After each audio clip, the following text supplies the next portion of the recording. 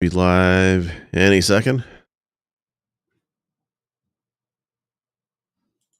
Oh, I know I didn't change the video.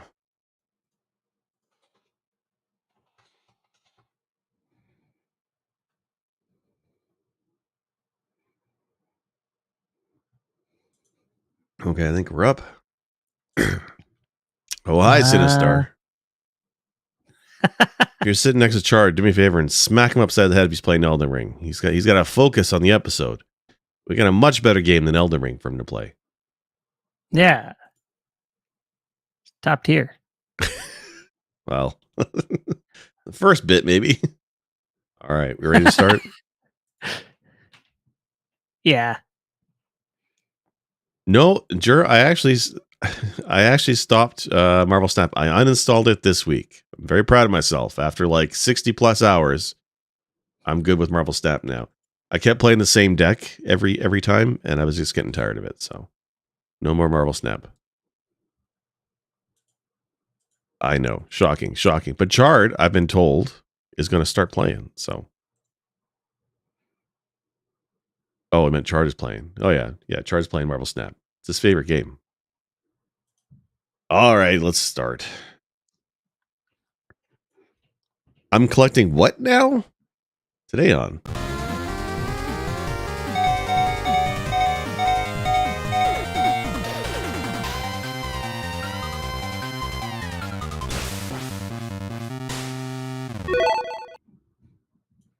Welcome everybody to another episode of Press B to Cancel, your favorite retro podcast, except when we don't talk about retro, but retro inspired this week. We're talking about Gal Guardian's Demon Purge, formerly known Grim Guardian's Demon Purge, but not alone. I'm joined this week by Wolf. Wolf, how you doing this week?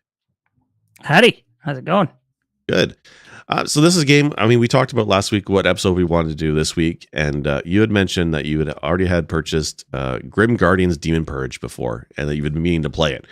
And I had heard about this game. This is an Inti Creates game. And Inti Creates, for those who aren't familiar, is the studio who did Blaster Master Zero series, and also the remake versions of Bloodstained, Circle of the Moon, I want to say, 1 and 2. So they're a pretty well known, something like that. Curse of the Moon, maybe, yeah. So they're pretty well known. I guess, are they indie? They're definitely a smaller studio, right? I think they qualify as indie. Yeah. Oh, this Curse of the Moon. Okay. Yeah, I think they're maybe considered indie, but they're definitely I think a well-regarded studio in terms of what games they've made. Like, I know you've spoken very highly of Blaster Master Zero. I really love Curse of the Moon and Bloodstained in general. So they're pretty good. And so when I saw, I think it was I want to say it was when Nintendo Direct a few months back announcing a new game from them, very heavily Castlevania inspired, with the ability of having two protagonists that you can swap dynamically between the two. One uses a gun, the other one uses a weapon, a melee weapon. So I thought, oh, that looks cool. And like I said, I loved Curse of the Moon. So if it's anything like that, I'm all in.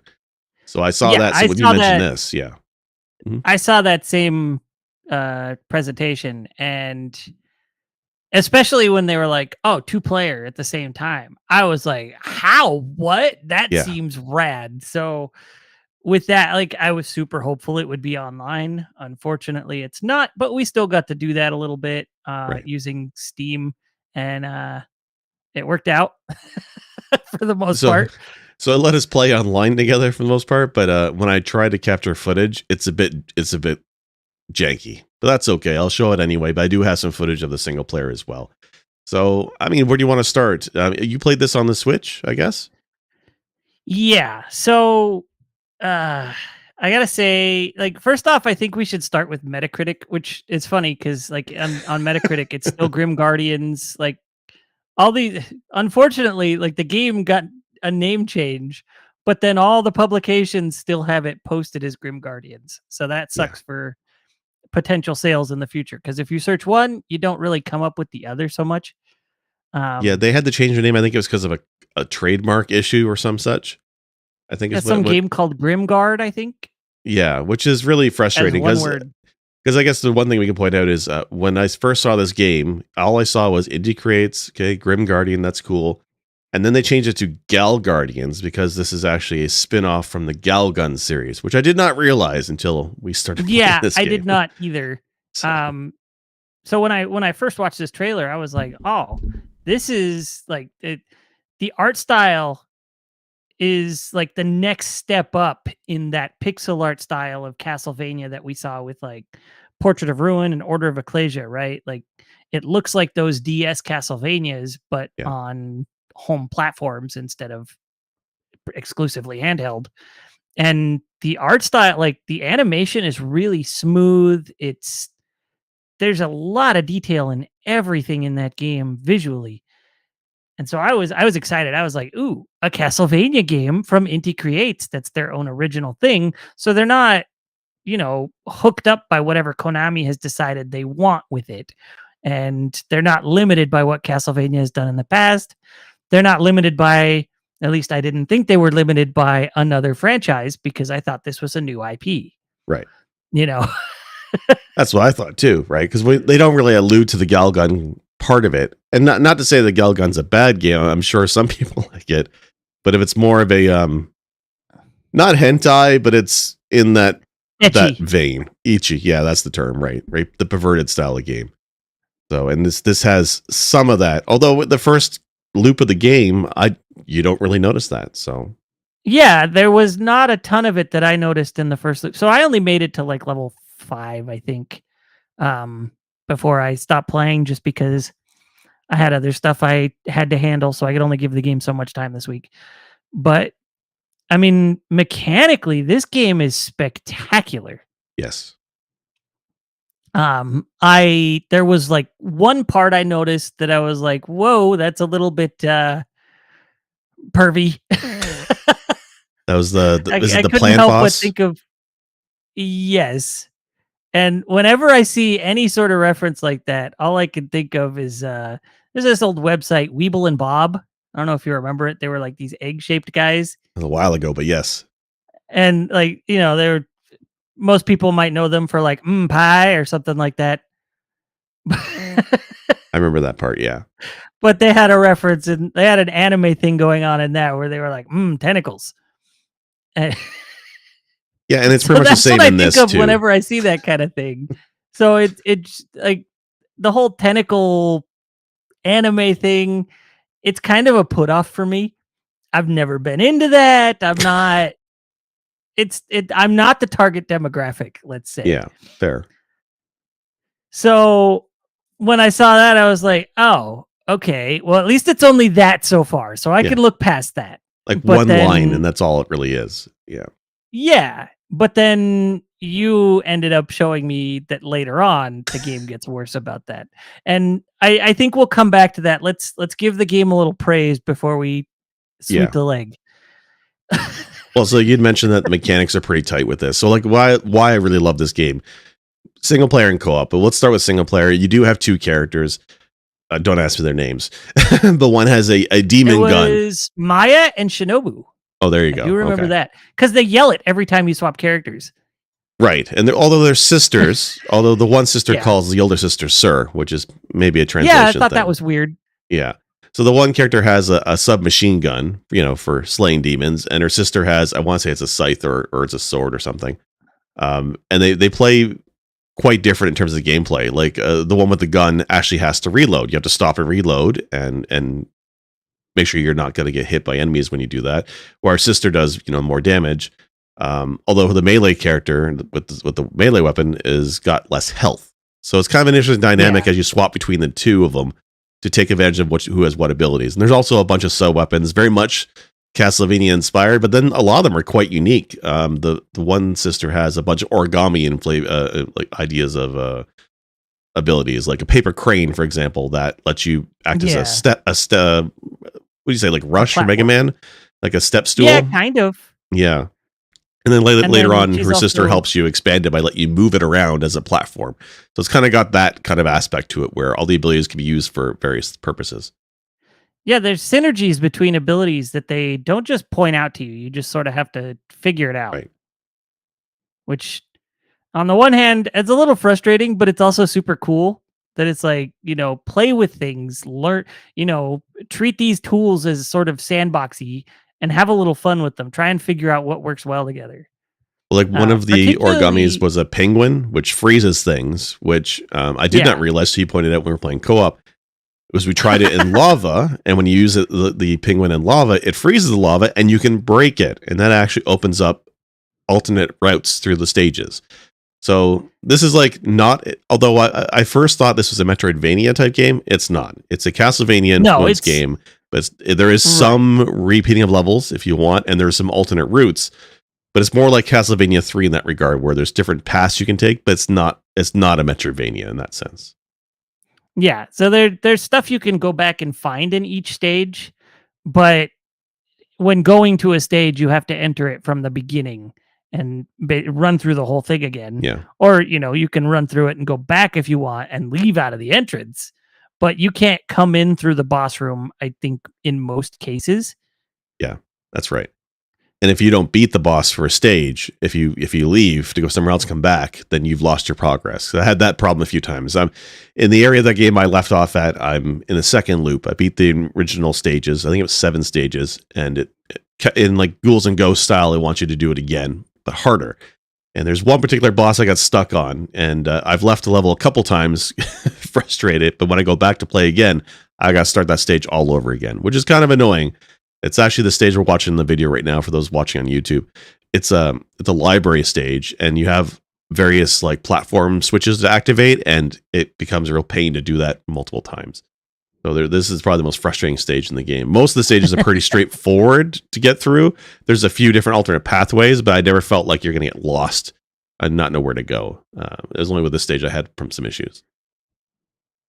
Yeah, I was definitely running into similar issues on this stage where I was having trouble figuring out.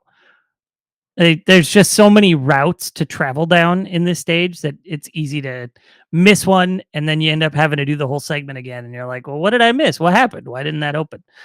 But for the most part, the game is pretty straightforward. Alternate paths are a huge thing in this game, though.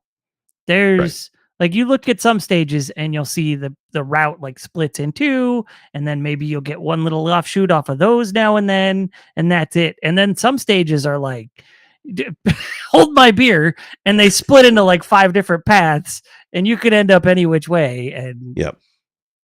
And they converge and stuff through stages. They don't always go their own separate way. Like they'll split off, then come back again. So it's interesting how they did it, and it gives some replayability to it, for sure.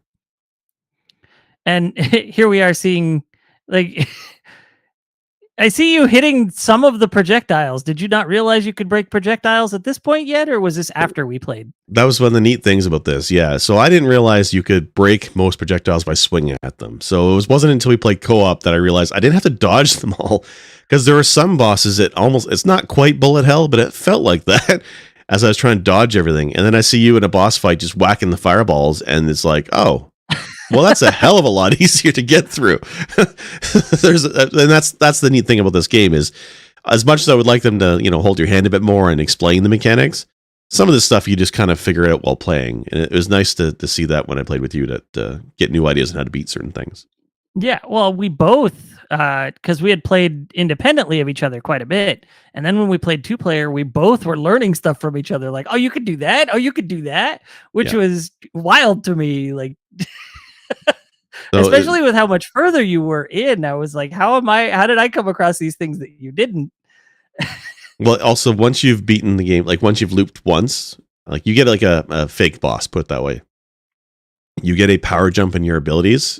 So it becomes a lot more fun the second way through. Like the lady with the gun can shoot up and shoots missiles now, whereas her sister has a much more larger arc of her swing of her weapon. Plus, she can double jump a little bit. So it was neat in that regard too. Whereas, like, having gone through it once, but once you've beaten it once, you get that power up boost. It's kind of like Cyber Shadow. Once you get the cyber knees, or you get the upgrades. It's a bit more fun. You're backtracking a little bit, repeating some areas, but at least you're more powerful, and it feels a little different as you go through. So I don't know. That and your first time through, you're going to see a lot of areas. So part of the reason I didn't get further is because the time I spent playing, I would go back and revisit levels after every new sub weapon I got. I would be like, okay, there was stuff there. And so I kept doing that. So I probably did, the first level 4 or 5 times. I probably did the second level a good 3, third level 3 times. So I did a lot of them over and over instead of just plowing through the game. Right. And so that probably slowed my progress. I probably could have beaten it had I not done that. But then when we played together, I was like, check this out, check that out. And like, even when we were doing stuff together, we were figuring stuff out. Like you had a hook shot sort of weapon, a grappling hook. And I grabbed onto those chandeliers you see in that shot we were just playing in. And I let go of the chandelier and then it fell on me. Which I didn't know you could actually do. I knew the grappling hook would do certain things to certain enemies. Did not realize it would take down chandeliers. I switched over for those watching YouTube. I switched over to the co-op video we recorded. It is a little bit stuttery. I'm sorry. That just, I guess, like we were playing over Steam's online local co-op thing. I can't remember what they call it. Co-op together, I think it is. Yeah, remote play together. Right. So we did that way. So the lag when we played was actually okay, but for whatever reason the footage didn't capture so good. But so I'll only show a little bit of this. Plus, it's kind of embarrassing because I did pretty badly in this boss fight. So, because co-op changes things quite a bit with the dynamic. So the one thing I guess to touch on is when you're playing single player, you can alternate between the two characters. You can switch at a whim, and the death system is a bit different than it is in co-op. If one of your characters dies in solo, you start back at the checkpoint with the other character, and you have to go find your sister's corpse and resuscitate them with CPR. They actually call it CPR in the game. In the multiplayer, it's a little bit different. I think it was, right? Because we were dying a lot more, and losing a lot of lives. We were resuscitating each other over and over in some of the boss fights. Yeah, and then the unfortunate aspect is that if you fall in a pit, because there are pits you can fall in, like you said, single player, you're back at the checkpoint. You go back, you resuscitate the sister that fell in the pit next to the pit. In in 2-player. If one of you falls in a pit, that's it for her until you get a game over, until you lose a life. Till both of you are dead, one of you is still there. So there's no resuscitating the one that falls down the pit. I was like, oh man, that's harsh.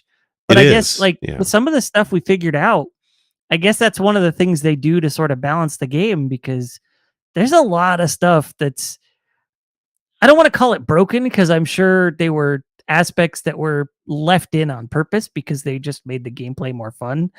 A good example of that is, standing on the other's head. So Maya has an umbrella that lets her float slowly across pits, right? And Shinobu does not have that. So as Shinobu, you can jump on Maya's head while Maya has the umbrella out, and Maya will float across like Mary Poppins or Princess Peach while Shinobu's standing on the umbrella, which I thought was pretty funny. It's hilarious, but it works really well, actually. So yeah, it also worked with me just standing on your head, because Shinobu can't run and gun. She's shooting or she's moving. She can't do both. Right. And at one point you were running along and I was standing on your head just shooting, and everything you were doing, my bullets were just flying ahead of you. It was silly. Some of the game breaking stuff we came up with that made the game a lot easier than it would have been in single player. But then there's also the aspect of, like, if you're both standing together, you're going to both take damage, and now that's a lot more health loss. So it's a sort of give and take in the mechanics, and I kind of appreciated it. It was neat. Yeah, you certainly do a lot more damage when you're playing co-op. Like, I mean, the bosses, once you know their pattern attacks, are not that difficult. And when you have 2 players hammering away at the same time, they do go down quite fast. I don't have video of it, but there's one boss we did together in the caves. And once we figured out how not to die, I think we took a good chunk of his health down in like seconds right away. So once you get that nailed down. Yeah, that was the floating ghost knight thing, the ghost lake? knight. Yeah. Yeah. Especially once I started shooting his bullets, when you were like, you could, or his fireballs, you were like, you can do that. And all of a sudden he just melted. Yeah, like it's night or day. The other thing that's a bit different too is there is a special attack. There is a meter that you build up. I think it's a purity meter, and you get this. You fill it up with these purity icons you pick around the various levels. But when it's maxed out, you can push a button and it does a quite a powerful attack. In single player, it's a single bolt that slowly goes across the screen, and when it hits the boss or an enemy, it major damage. But in co-op, though, we both have to hit the button at the same time, so you have to time it a little bit. But it's a screen-filling, massive attack. Yeah, it was right? rockets everywhere, and and it was pretty. It was quite brutal. Wild. Yeah. So that was decent. But I mean, I just liked how we were going through, and you're like staying in my head to reach enemies that were higher up that in a single player game we wouldn't have been able to get to without using a sub weapon. That was really cool.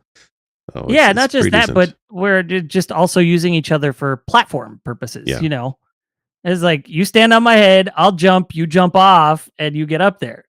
Yeah. In a lot of ways, it reminds me of Chip and Dale's Rescue Rangers on Nintendo. That's what it reminded me of. Just you can't throw each other. But yeah. So. It's for the best. Probably. A lot of angry friends when playing Chip and Dale as a kid. But yeah, I quite like the co-op. I would like to try and do this as a co-op run with somebody in the future if I can, but it's just long enough though where it'd be difficult to do that remotely, I think. So I can see why they didn't have online play built in. I can see why it was meant to be a local thing. Although if I tried playing this with my kids, although it wouldn't be appropriate, I don't think they would last very long in this game. This game is quite difficult. Do we want to mention the part that's inappropriate? We probably should have mentioned that. So if anybody is familiar with Galgun, you probably know that there's like a sentient pair of panties in that game, and you end up getting like you fight off other panties, and like that's all I've seen of that game. I don't know how much it strays from that. Yeah. But that was already like, all right, I'm kind of out now. This is weird.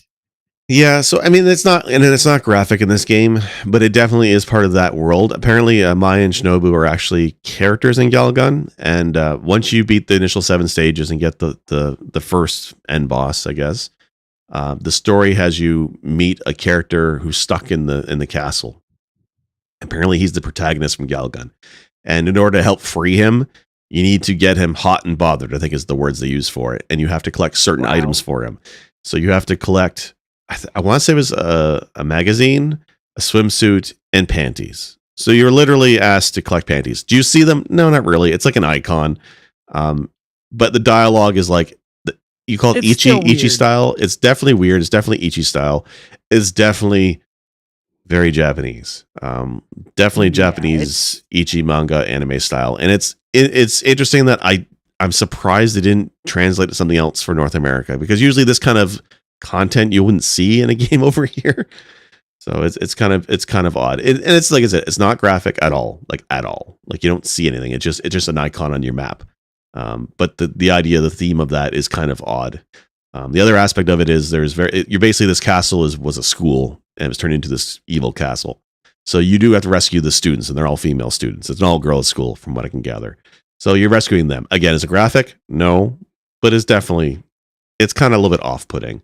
Enough that I don't think I would recommend this to like my wife to play, or I wouldn't want my kids to play it. Yeah. Which is a shame, because control-wise, that's fantastic, right? Yeah. Before I played this, I almost played it with my kid. And I'm glad I didn't. He doesn't know this game exists. Yeah. And I don't think I ever will play this with him.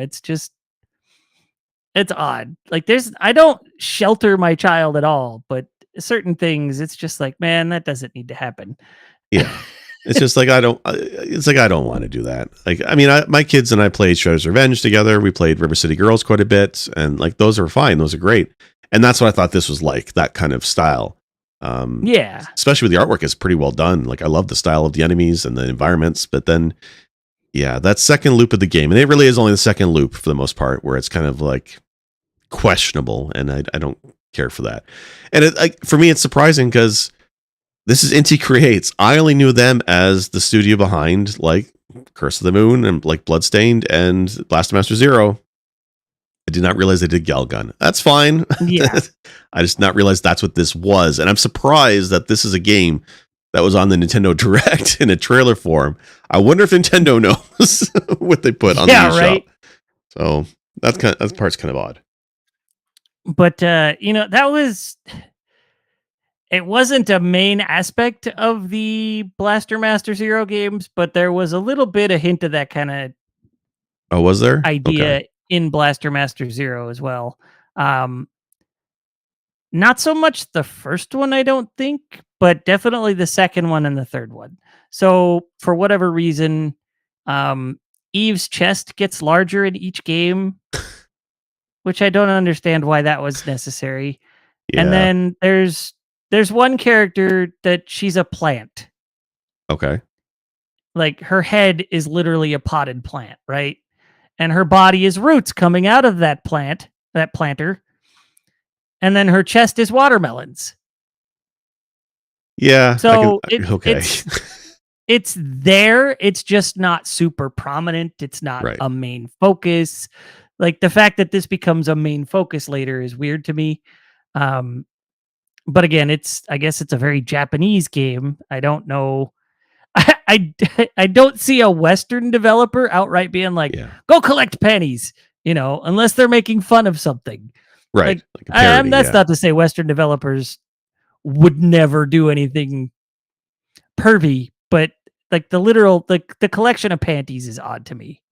Yeah, like there's Way Forward Studios who does the Shantae games. I love the Shantae games. I think they're also some great indie platformers, and the art style in that is a bit cheesecake-ish, but they're a Western developer, right? So I mean, some of the characters are a bit scantily clad. I mean, it's Yeah. not necessarily great, but I feel that it's more innocent than what this game does with what you're doing with the underwear thing.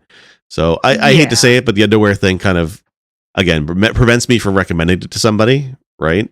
But it's a shame because like the music, the variety of enemies, the combat, like the controls. Like I was playing in my arcade, my snack box, and it feels so good. Like the controls are a dream. Like better than I think Cyber Shadow, honestly, in terms of just responsiveness and the variety of moves that you can do. Like I can zip through, feel like a speedrunner just zipping through the castles, and it just feels really great, especially after you explain how you can damage projectiles. So suddenly enemies I thought would slow the tempo down don't, because you just have to find a way to get through the projectiles, and usually you just smash them. Yeah. It's really fun. Like I mean, you and I playing co-op, we're zipping through some of those parts pretty good.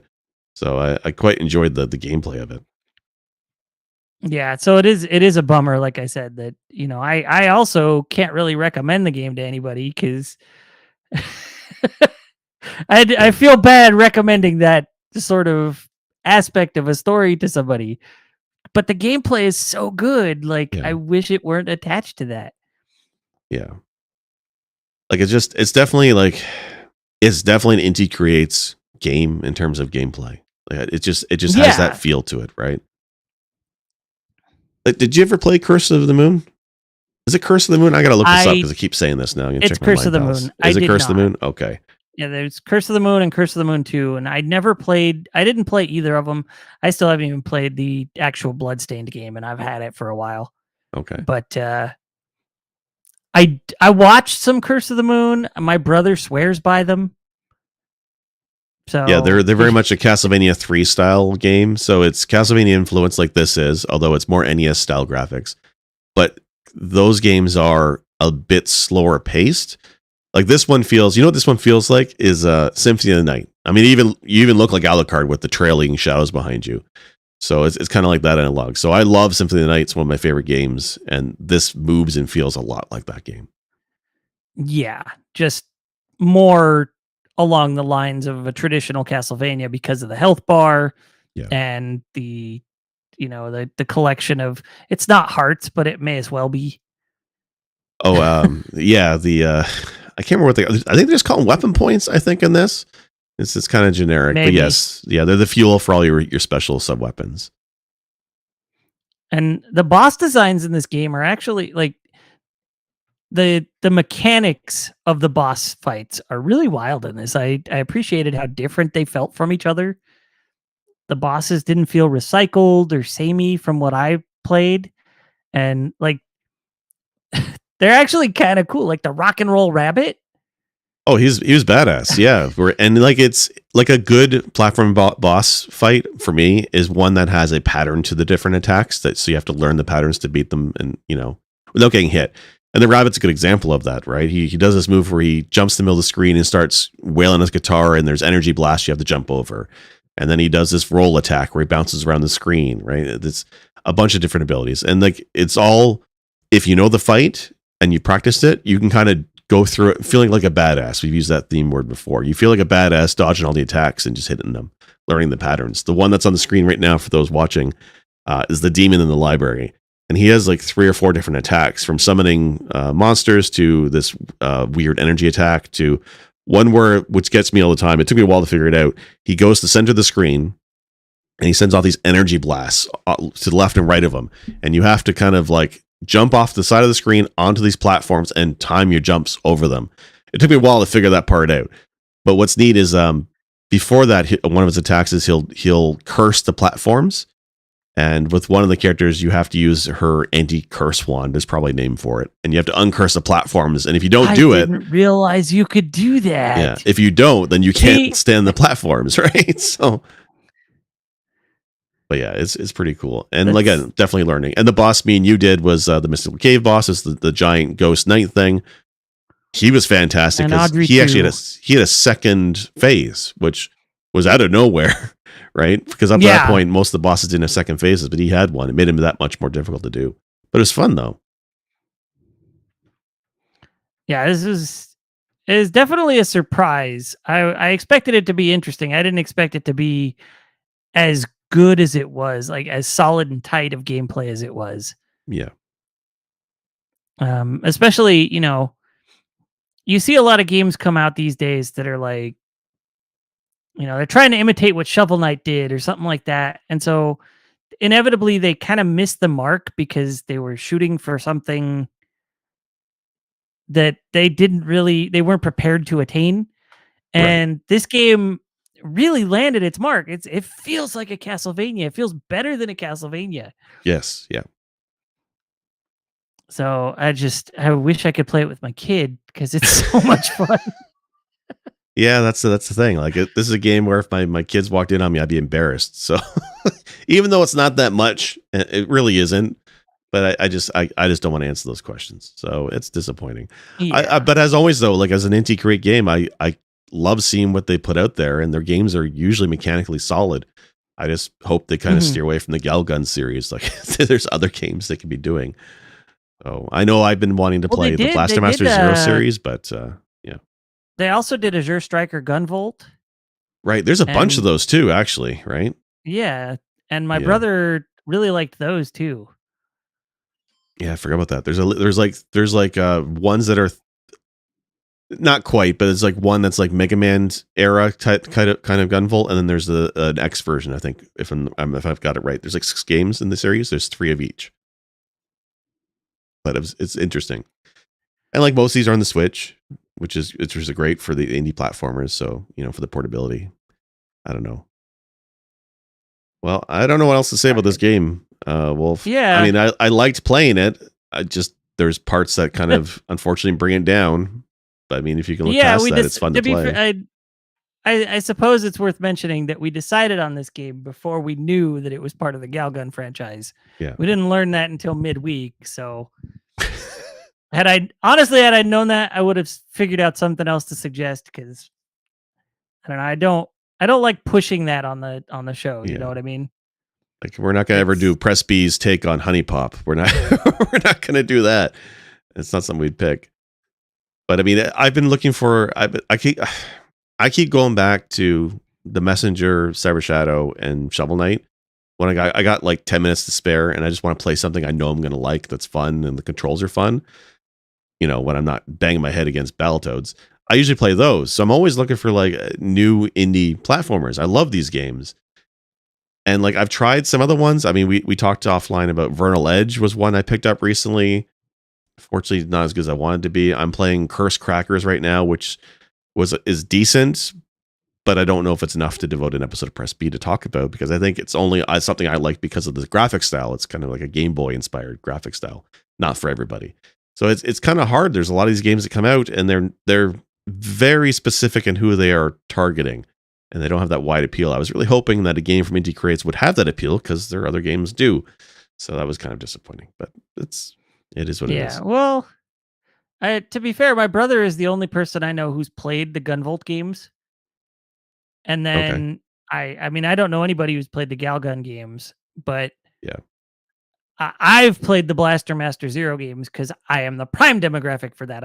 I fell in love with the original on NES, never stopped loving it, and I've consumed every single Blaster Master thing there's been since.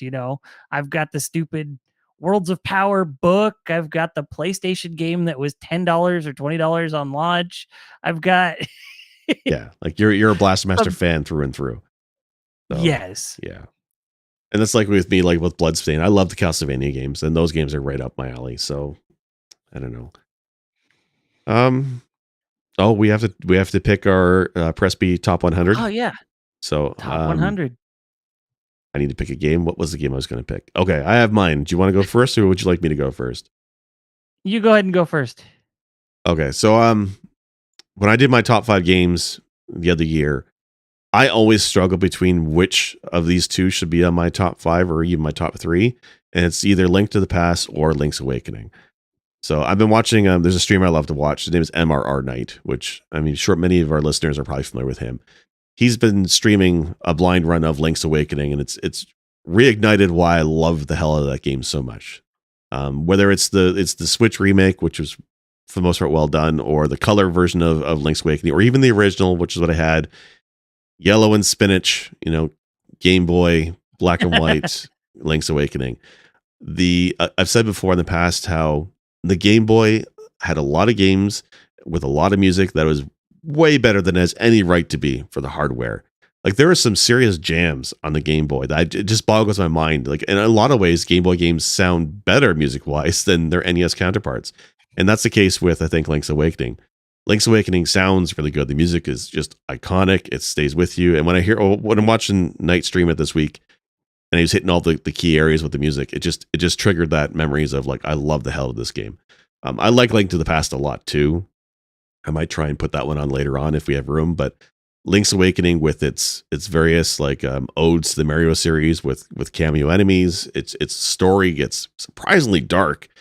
And it's just really fantastic Zelda gameplay. I really love that game, right? Especially when we look at Breath of the Wild and its sequel coming out, and as neat as those are, they've kind of departed quite a bit from the Zelda formula. And Link's Awakening is that original, dungeon formula, finding items, exploring.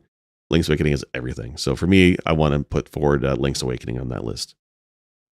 All right, I think that fits. All right, so I'm going to recommend Castlevania Symphony of the Night. Didn't we have that on there already? Did we? I saw Castlevania on the list. Has somebody said Symphony of the Night and not added it to the list that we've already submitted? Do we? I thought Chard picked it. No. I see Chard picked Castlevania. Oh, okay. The NES. All right. Well, and Symphony Night. I want to put forward Symphony of the Night because it's the reason we have the portmanteau Metroidvania. Super Metroid and Symphony of the Night are, the two pieces of the puzzle that have caused a genre to be born. You know what I mean? Yeah. Well, like I've said in the past before, like on the Mister, when I got the Mister set up with the PlayStation Core, the very first game I play is Symphony of the Night. I love that game so much. Nice. And I mean, it's still one of my favorites, particularly the Saturn version that was only released in Japan, Nocturne in the Moonlight. It added stuff. And it even added areas that had the original musics instead of just, like it had Bloody Tears and Vampire Killer, which were missing from Symphony of the Night. But I still lump that in as part of Symphony of the Night. Like, that is just one of those games. I still have so many memories. Like I've played through it so many times. It's absolutely absurd. Sometimes my brother will be playing it and he'll be like, "What do I do at this part again?" And most of the time I still know the answer to that, even though I haven't played the game in years. So Symphony of the Night. Chart says he did Symphony of the Night already. Did he? Oh, how come people aren't adding their stuff? I have a list, people, for a reason. A spreadsheet to bring order. Now I feel like a daddy. All right. Well, then we need another one. I will just. Okay, let me go with Pokemon Red and Blue. Okay. So another Game Boy game. Dude, but that shows you how great the Game Boy was. There were so many hits in that that little device. Yeah. So So Pokemon Red and Blue spawned what is arguably just a massive effect on culture, pop culture, and everything. It spawned animes, it spawned card games, it spawned like my brother had a Monopoly Pokemon game. Like we called it Pokemonopoly for short because it was Monopoly Pokemon Edition. if you pass go, what do you And collect? I I honestly don't remember, but it had rules specific to it that were kind of interesting and we had fun with. Okay. But there's just like there's movie franchises. The soundtrack to that movie is still a banger, and it's such a cool game. Like the original game idea was so well done already. I never really got into many of the rest of them because they convoluted things with time and Yeah. weather and all that. And I was like, I don't want to get up and play in the morning. I don't want to play in the middle of the night to see what I catch. And I don't want to deal with having to change the clock all the time. So I just Red and Blue, those are the ones that were a Yeah. winner for me. And I've not really played through any of the rest. I like to think because Pokemon they are JRPGs at their heart. But I mean, they are played by people who I don't think would be on the same board as Final Fantasy, Chrono Trigger, and Dragon Warrior, for example. Like it brings Yeah. people to the RPG genre that I don't think otherwise would have even tried it. And just like the huge variety of Pokemon, and even in the first game, there's still like was it 150 or something ridiculous. That's insane. All the different combinations, the different moves, how you can customize your party and your characters and what they do. It's just something else. It really is next level, and there's few games that can compete with that kind of customization of your party. I'm totally down with Pokemon, and I'm like you. I've tried a few of the other ones. I tried Silver. I think the only ones I've beaten are Pokemon Red, Pokemon Fire Red, which is the remake of the GBA. I got the same one, and then I did play through Pokemon Arceus not too long ago, which is the feudal Japan style Pokemon game, which actually does change the formula a fair bit, and is I think worth checking out if you can pick it up for cheap. So, but yeah, I'm with you. I beat that one too. That's the first one I've beat since Blue, I want to say. Um, I also I had Blue originally, and then I got Leaf Green because I was excited about going back to it. Yeah, same. Didn't beat it. I got to the Elite Four and stopped. Or maybe I beat the Elite Four and then didn't have the energy to go do the extra content. I don't recall. Right. And I got Pearl because my brother got Diamond. Those are the GBA ones, right? Or no, first the DS. DS, right? Okay. And yeah, I played through most of that. I did not beat the Elite Four, whatever it's called in that one, but I was there. Yeah. I was there. So I was there, but I didn't beat the Elite Four. Yeah, I couldn't beat it the first few tries, and I was like, all right, I don't feel like grinding. I'm kind of done. I just fell off. Yeah, that was the thing with those games, is they were not necessarily easy games. And again, for the target audience, those got to be quite tough, especially toward the end. So it's an interesting choice. I am in a lot of ways surprised how popular that is with the younger generation of kids when it first came out. I mean, I can see why adults like it now for nostalgia and also the challenge of it, but kids being into it was interesting. Probably because of the anime, I guess. But Yeah. But then like that game, like for a Game Boy game, it was absolutely massive. yeah, Like it was just a big game in general, but for a Game Boy game, it was enormous. And then it had a ton of post game content, a ton of side quests. Like there was just a lot to do in that game. yeah, And then, 150 monsters to catch, which was extra cool. It was yeah. so much going on. And then, me and my brother both had Blue, so we couldn't trade anything special from one version to the other. I was just sans red monsters. What a cash grab, though. That was because there was a few games that even was it Mega Man Battle Network tried doing that style too, where you release basically the same game twice, but market it as different games because there's a couple differences between the two titles. That's the original cash grab, which gets me. It's neat though. Yeah. I definitely appreciate what they're doing. All right. Was that the first step at that too? Yeah, yeah, because Pokemon Red and Blue. I don't think there's anything before then that would do that. And then Yeah, just I don't yeah, think so either. because there was Wow. yeah, Rockman Battle Network or Mega Man Battle Network. There's another couple Yeah, games that Battle did the same Network did it, thing. Star Force did it after a point. Right. Um, God, Zelda technically did it. Well, but at least with Zelda, those were two different games, though, right? They were. Yeah. Right. Because like if you're playing the So, story of like Pokemon Red versus Blue, like it's the same. It's the same story. The only difference is you're starting yeah. Pokemon is the only difference. At least Zelda had different stories. I actually have to play those. I've not played those. As much as I love Link's Awakening, I have not played Oracle and Seasons. I think I've only played Seasons. I didn't play Ages. But yeah, those are our submissions. Link's Awakening and Pokemon Red and Blue. There you go. All right. We will put them on the spreadsheet this time because, a certain host can't be bothered to put down their picks. We will do that. If you're watching us live on YouTube, please drop us a like. And if you're watching us about their audio, feel free to check out and subscribe to YouTube. It does help, and we appreciate it.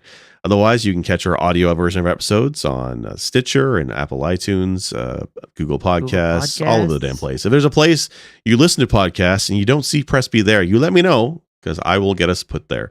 I spam our stuff everywhere. Otherwise, check out our website, pressbtocancel.com. And yeah, is there anything you want to shout out? I think I'm pretty light on stuff this week. I'm still working on the video with the the keyboard switches I swapped out. Editing's hard, as I realize. No, I don't think I have anything to shout out right now. Okay. All right, guys. Well, this has been Press Me to Cancel. Thank you very much.